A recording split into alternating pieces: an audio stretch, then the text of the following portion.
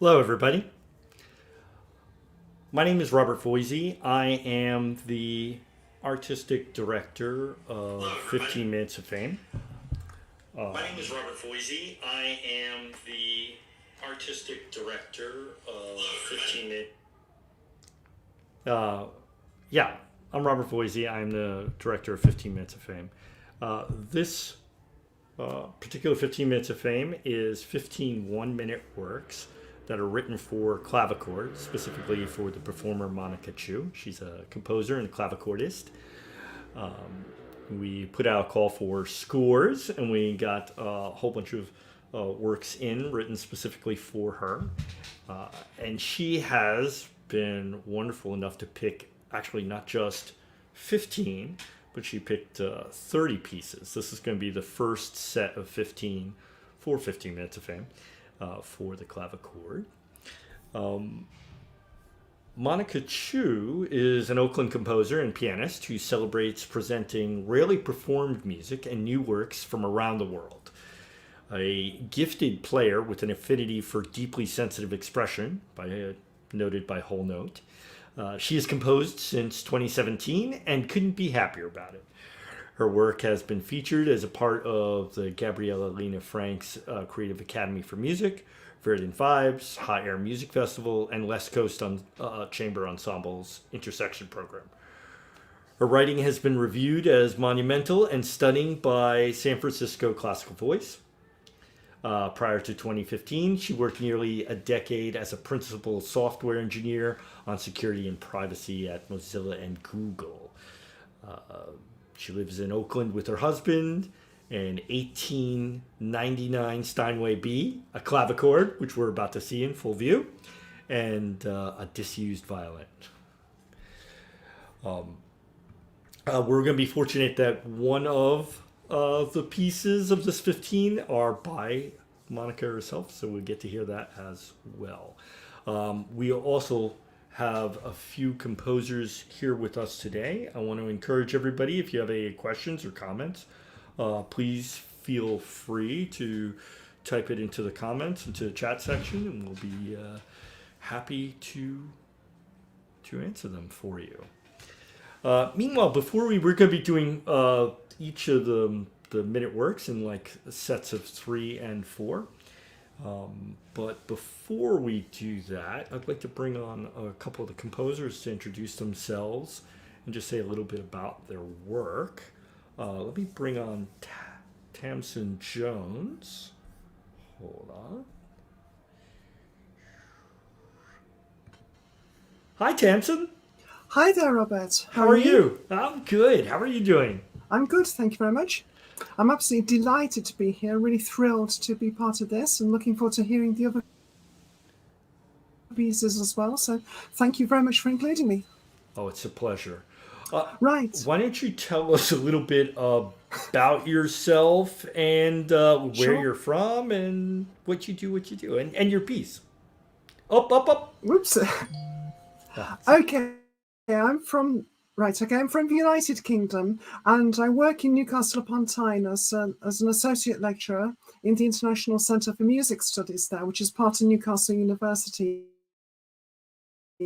But I'm also a professional composer, and I write mainly choral music, but I also write organ and keyboard music, and I've even written a symphony. So I try to do lots of different things. And I'm very interested in early music.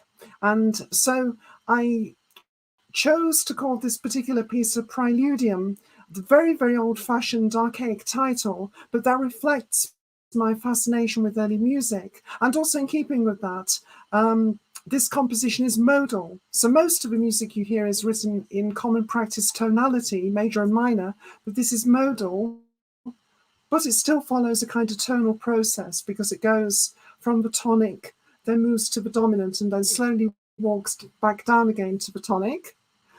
Another part of that is I'm fascinated with rhythm. And so one way that I update my style is I use more recent resources. So harmonically, there's a little bit of quartal harmony. That is where the harmony is stacked in fourths.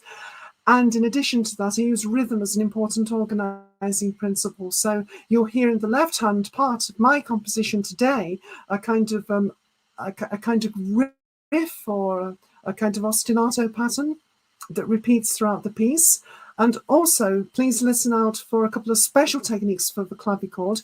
One is called the doigt, which is when the performer raises the pitch of the note by pressing on the key.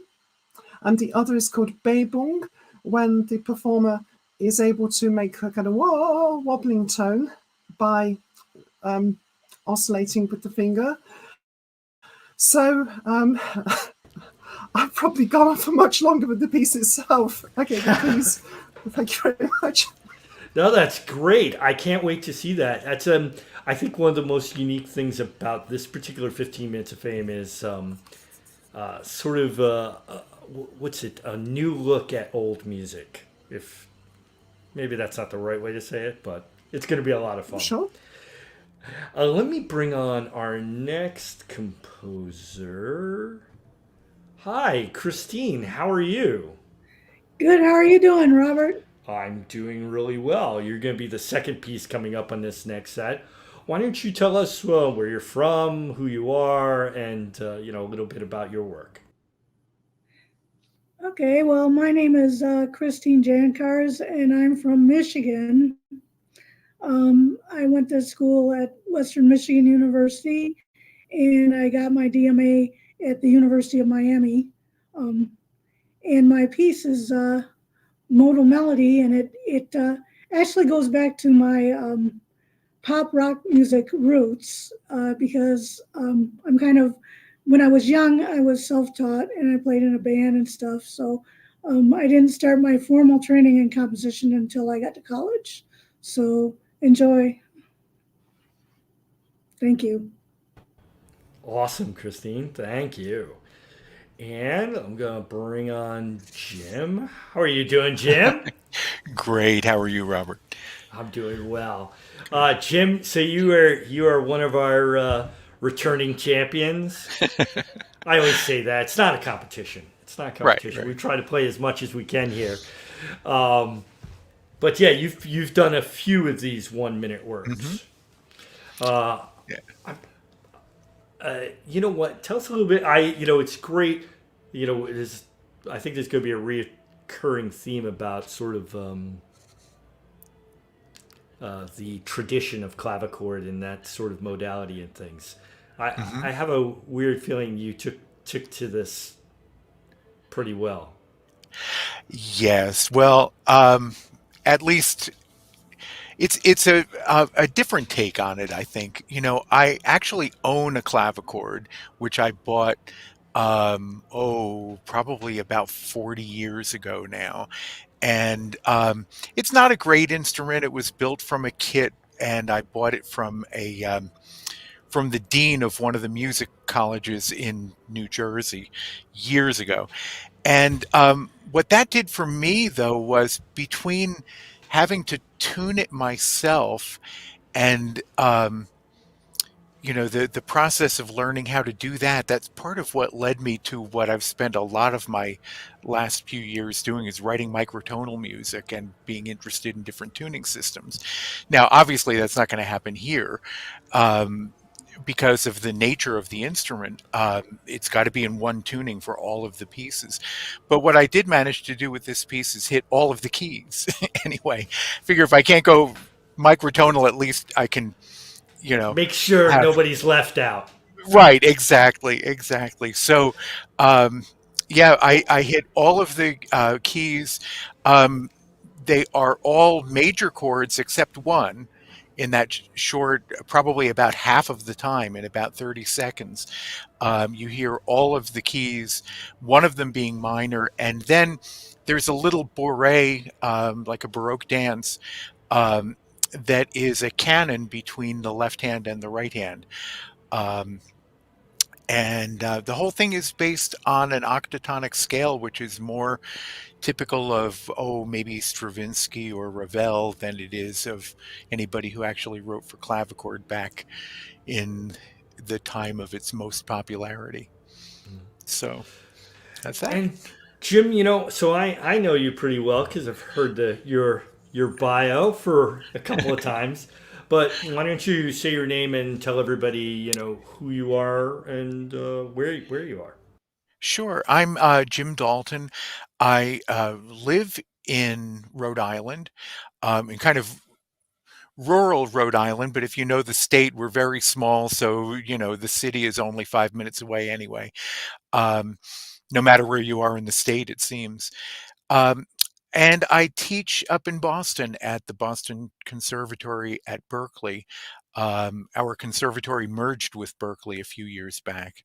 So, yeah, I've been there for 22 years now. Awesome.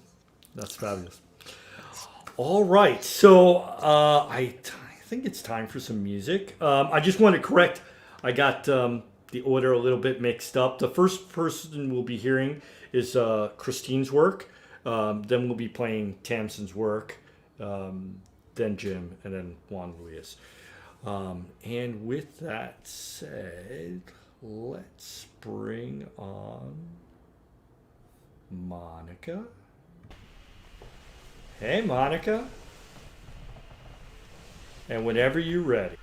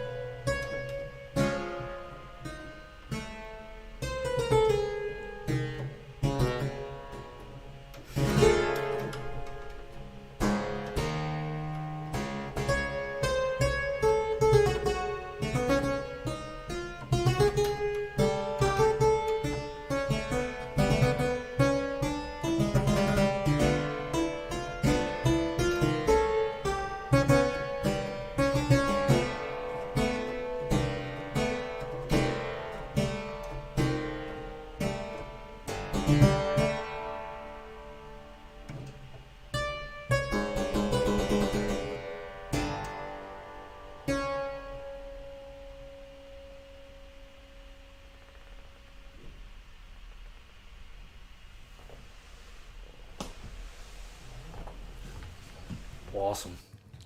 So great. Thank you, Monica. Wow. Awesome. So our next composer is Stanley Hoffman. Let me bring him on. Hey, Stanley, how are Hello. you? I'm doing well. How you doing, Robert? I'm doing awesome. So, Stanley, why don't you tell us a little bit about yourself, where you're from, and a little bit about your work coming up? Okay. Well, I Oh, have been living in the greater Boston area since 1977 and attended the Boston and New England conservatories and then Brandeis University.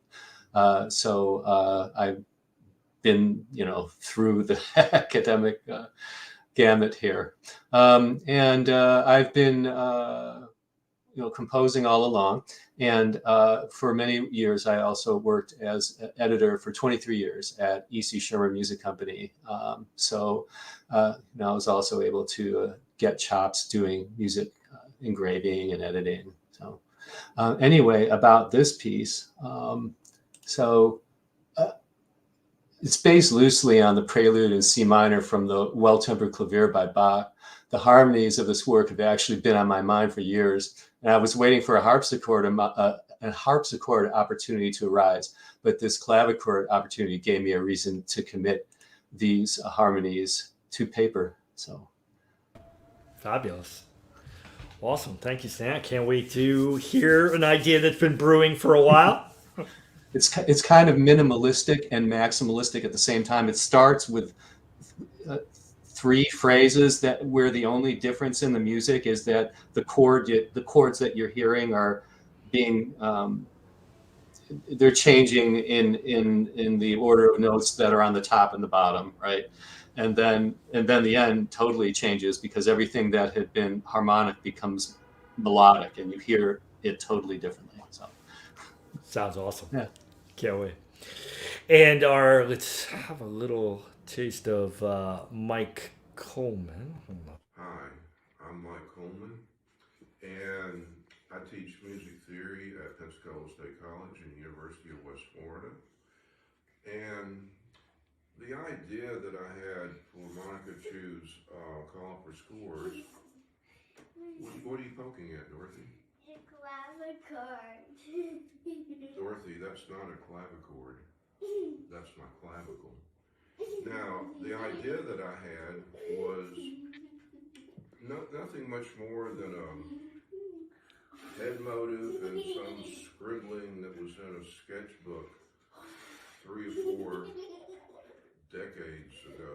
And so Monica, your call for scores sort of motivated me to make a fugue out of it. And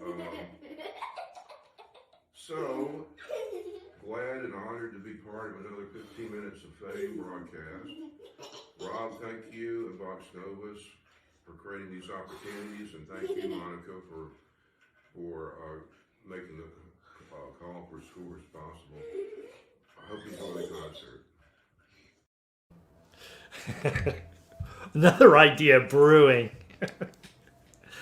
And our third piece in this set is going to be from David. And Hi, I'm David Edgar Walther, the artistic director of the Acting Singers Project in Boston.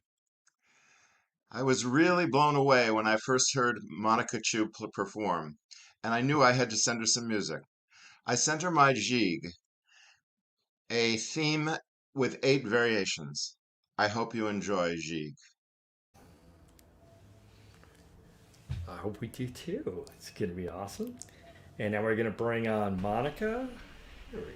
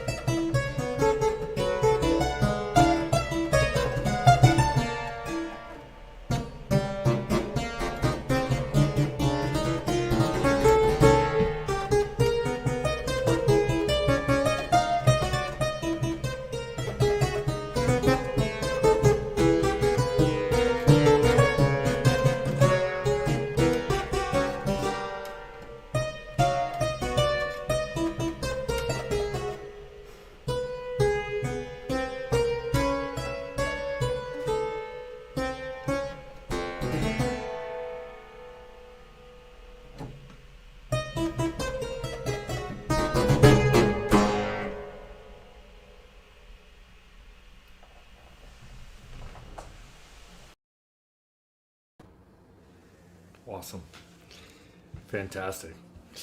So for our next set, we actually have no composer representation, but let me just go through the composers that we have coming up. We have Daniel Eduardo Cochetti, Shigeru Kano from Japan, William Whiting, and I'm going to say it's Ucho Chakraborty, another returning 15 Minutes of Fame composer. And if Monica is ready, I think we can do this next set.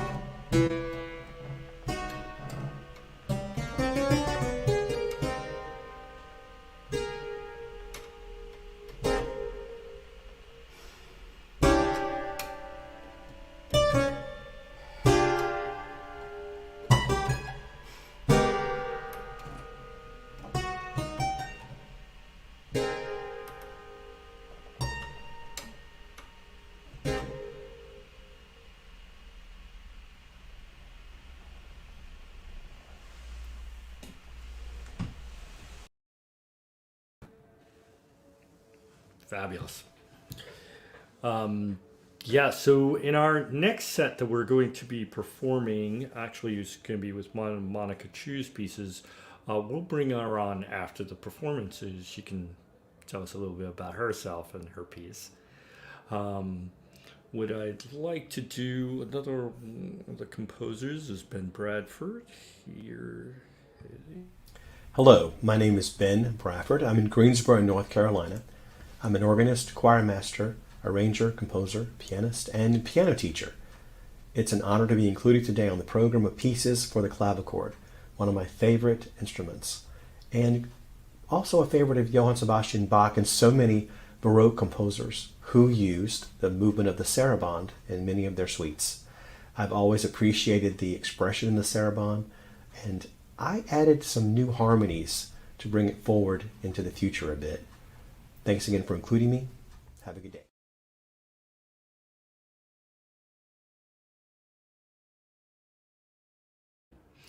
I just love this whole, sort of old and new that's going on. So I want to bring on another composer in the set. He's actually going to be our finale piece of this set. Again, talking about old and new, Serban Nichifor is probably one of the older composers that I have known since I've started this whole music production thing. Serban! Hi, Rob. How are you? I'm good. It's good to see you. Much. I am very happy and very honored to be present in your extraordinary event, and I thank you very much. I thank to you and to Monica Chu for this event, and I hope all be fantastic. I am a composer and cellist, professor at the National University of Music from Bucharest. And my work, Dracula's Reg, is a miniature dedicated to clavichord virtuoso Monica Chu and evoke the style of the movie comedy from the early classical Hollywood era of American cinema. Sounds wonderful. I'm sorry for my English. I speak better French. But no, it's great. Yes. That was a great introduction. I love it. I just... I want to thank you for being part of this. To realize event with you as cellist, I will be very honored to play the music of the composer of Vox Novus. You see, you know very good. I have realized some with you, some concert in Romania with Vox Novus composers. And I like to make a concert event to 50 Minutes of Fame as cellist in the next feature. Sounds awesome. And I just, to tell everybody in the audience about you and I, when I started Vox Novus back in 2000, and I started working with Living Music Foundation, I started working with Serban Nichifor, and we've done a lot of things in Roman. Yes, it's been a pleasure. Oh, thank you. It's great to have you on this too. It really is. Meanwhile, let's hear your piece. Pardon? Well, let's listen to your piece. I understand it's very bad, the connection. I'm sorry. No problem. We're going to go and put on Monica to hear your music. Yes. Thank you, Serban. I thank you.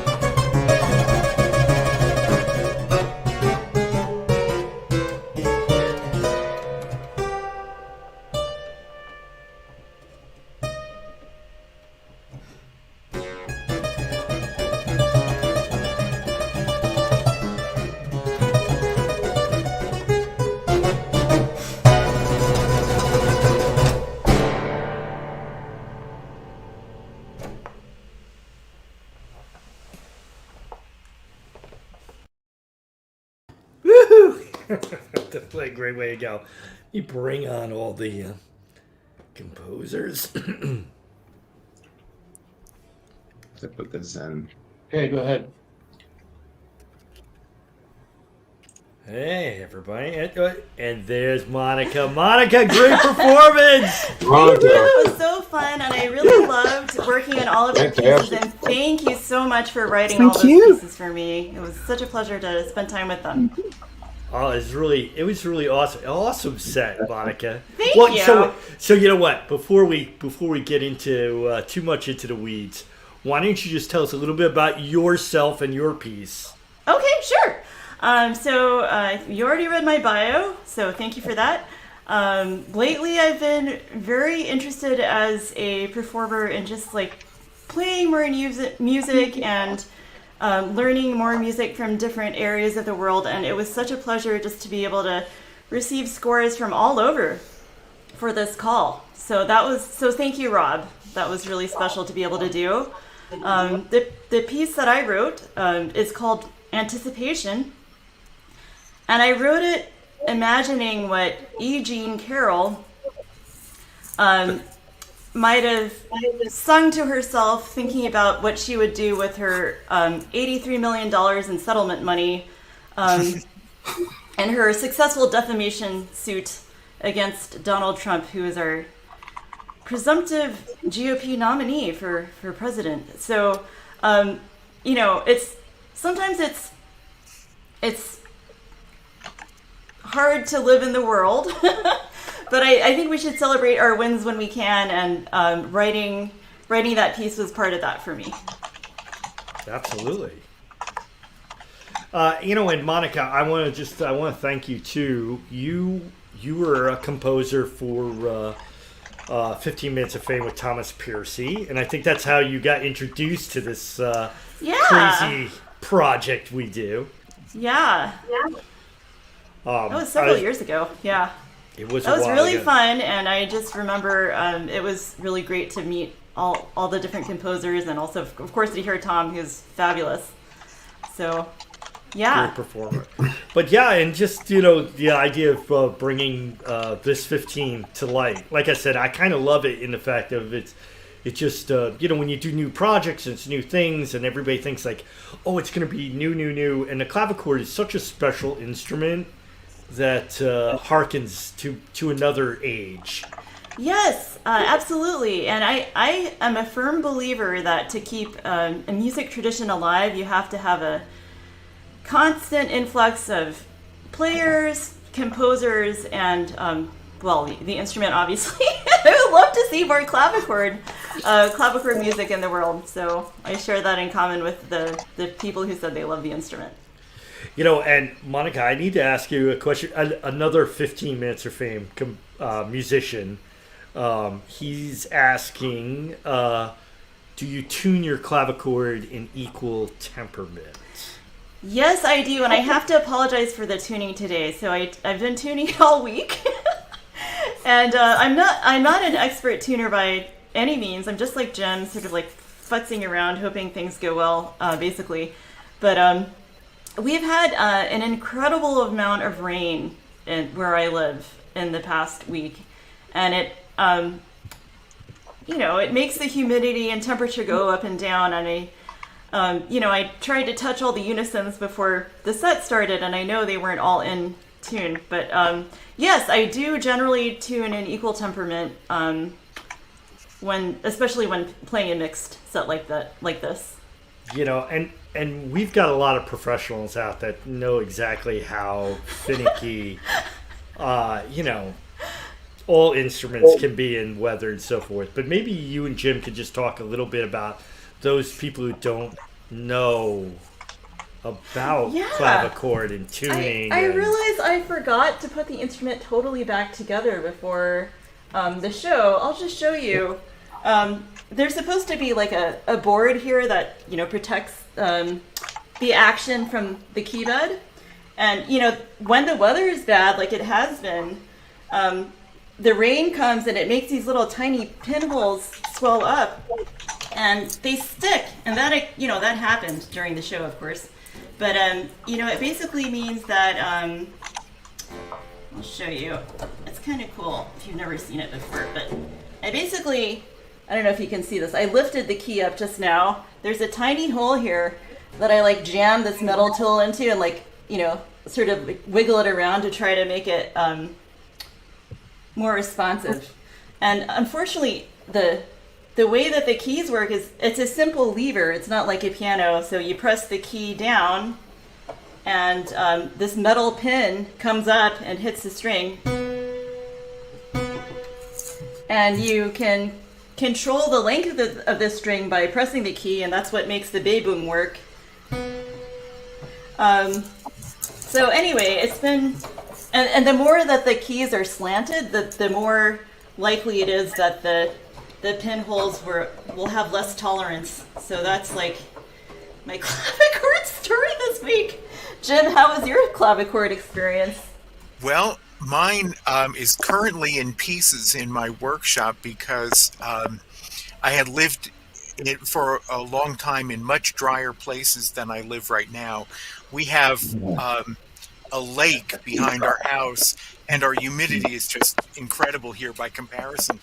So everything just swole up so much that I couldn't even play some of the keys. So I actually have it apart, and I'm shaving off a little wood here and there to make it work better. Yeah. And I think another thing that people don't understand about the clavichord is literally its volume. Yeah. You know, we live in a day where everything is kind of amplified and, you know, electrified and out on speakers and so forth. And I think the clavichord, that this is a perfect, in some ways is a perfect environment because you can get up right up and personal and hear its intimacy, and it's got a lot of delicate sounds and so forth. And it isn't very loud, right? No, it's very quiet. In fact, I bought it because I was living in an apartment. And, you know, I had an upright piano, but an upright piano is, it's a different instrument than a grand piano, and it's not entirely acoustically satisfying. So my goal in getting the clavichord was to just have an instrument that sounded just like it should have sounded and wouldn't bother anybody when I played. Which is kind of a crazy reason to get a clavichord, but... I like that reason a lot, actually.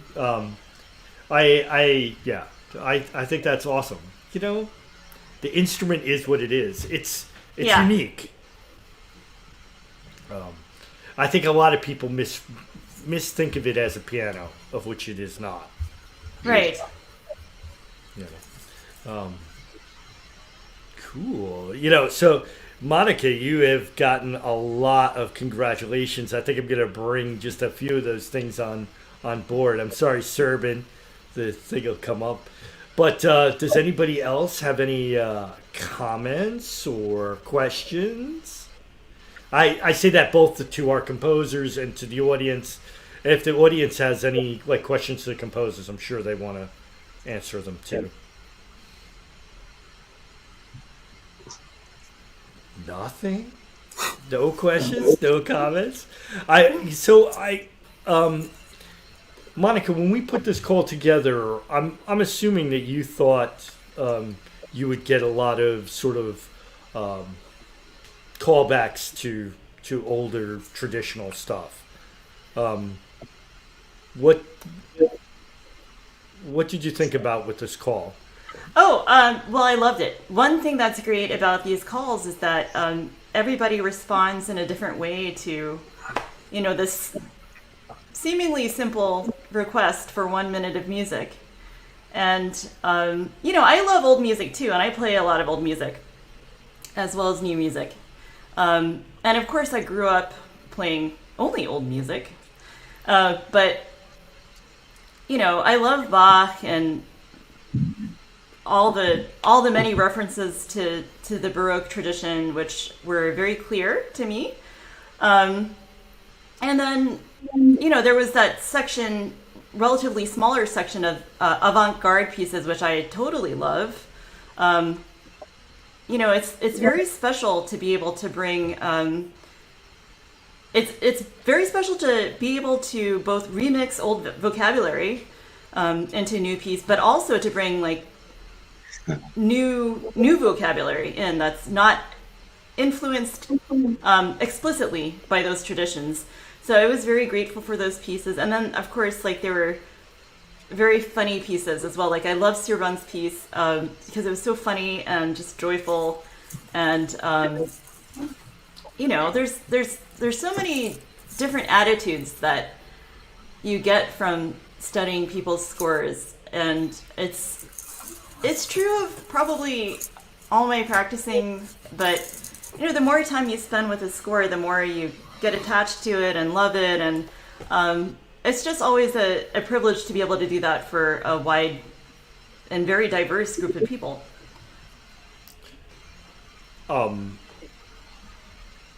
Yeah, anybody can jump in whenever you want. One thing I would like to say about this call for 1 minute pieces is it's actually a real challenge. One might think writing a piece of music for 1 minute in duration, that's actually a lot harder to do well than it sounds, because you've got to come up with an idea that is going to be sufficiently strong to stand out, and you then have to come up with an idea that you can develop completely within a minute, because if you don't develop it completely, then the piece can sound a little bit unfinished, raw, but getting an idea that's just the right length and just the right feeling for 1 minute, and to develop it at sufficient depth, that is a true challenge. And also I'm really impressed by the sheer variety of compositions that I've just heard. You know, really, really good fun to listen to them all, and so really great to be part of this. Thank you. Thank you. It's good to have a part of it. You know, I loved your piece. I think you did very well with your minute.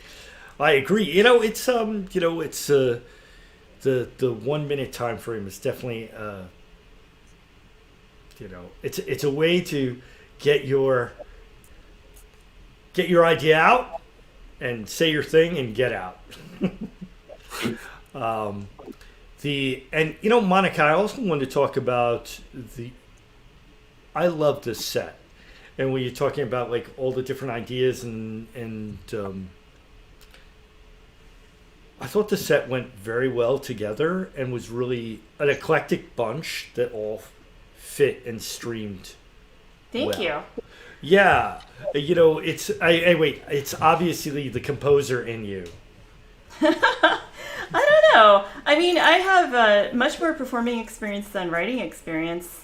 And I don't know if I've said this today on stream yet, but we got so many submissions that it was just impossible to only consider doing one set. So, you know, truth be told, if I had infinite time, I would have loved to play every single one of the submissions, which there just wasn't time for, even in 2 sets. And the way that I evaluated the scores is I read everybody's piece at least once, and you know, I'm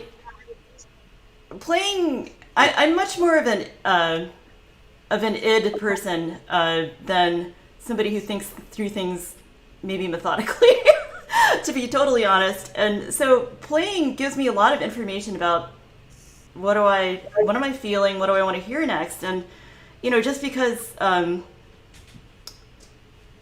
people make programming decisions for all sorts of reasons, and just because somebody's piece wasn't picked doesn't mean that it was worse, you know, than the ones that were on the program, which I all loved. But it just means that for whatever reason, I was feeling a different pairing that day that I sent you the choices. So there's so many ways to make an interesting program, and I really enjoy doing it.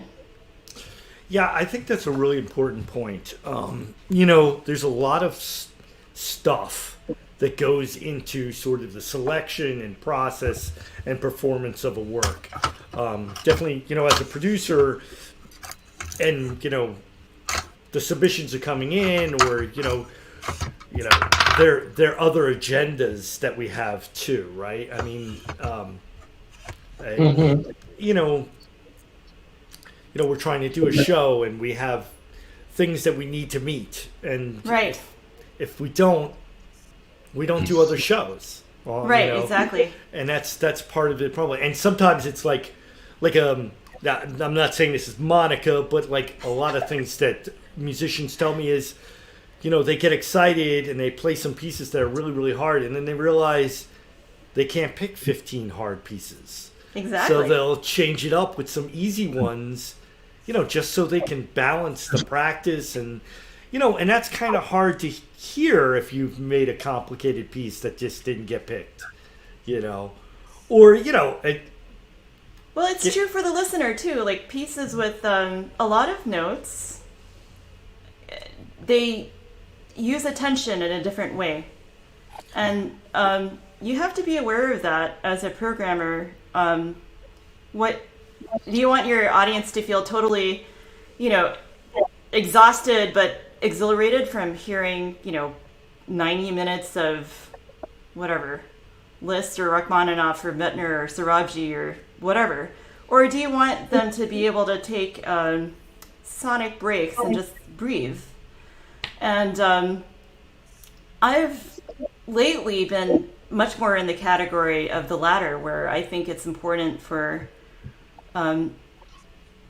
listeners to be able to absorb as the program continues. So that's a huge consideration for me in programming. Yeah, I think so too. It's just like, that's, like I said, it's kind of the composer in you. I mean, people can disagree with me, anybody out there, but so somebody was asking me earlier about how many of these have we done, and anyway, I had to count them up the other day, and we've done over 100. Oh my God! There are plenty of musicians that have done different gambits, where they have gone for broke and played all very difficult pieces, and there's something to say about thinking about the audience. Yeah. Or so I do another project called 60 by 60, which are 1 minute electronic pieces, and I'm super strict with that. Yeah, every piece has got to be a minute or less. But with 15 minutes of fame, performers have artistic license, right? I did try to cut the longer ones as part of the rubric, but sometimes I think it's a minute and it turns out to be longer. That happened several times with this set. And then sometimes people I think Daniel's piece was so fun and delightful, and also I think way under a minute. So that can also happen. Exactly. But it's a part of a programming thing. But if you pick, like I remember one musician picked all pieces that went 90 seconds or more. That starts, besides it pushing the theme a little bit, maybe too far, it becomes harder for the audience to listen. Yes. No. And that's all part of it. Great. Well, thank you, Monica. Oh, thank you. It's been an absolute pleasure, and Thank you, Monica. thank you all the for gorgeous composers. Thank you so much. I want to remind all the audience and everybody out there that there's another set coming in 2 weeks. That's going to be awesome too. It's definitely going to be ready. Yeah, it's going to be a lot of fun. And I want to thank all the composers. We love all your minutes. They're awesome. We love you composing for this and for other projects. We have several calls out for anybody who is still interested. I think at the moment we have 4 calls out for 15 minutes of fame. Guitar and violin. Flute. Guitar and flute. And we have a trio. That's going to be a lot of fun, and especially everybody here, but everybody period. We have a 15 minutes of fame for accordion. with a really, really, really fantastic, fabulous player that I recommend everybody to get a minute piece. He's another super champion like Monica. So, don't miss out on those calls. But yeah, I want to thank you all again for being a part of this. Let me just check. Is there any last? Everybody says thank you, Monica. They all love your performance. You were awesome. Thank you. Thanks, everybody. Thank you. See you soon. Okay. Great to see Okay, everybody. Susie. Okay, bye. Bye. Hey, everybody.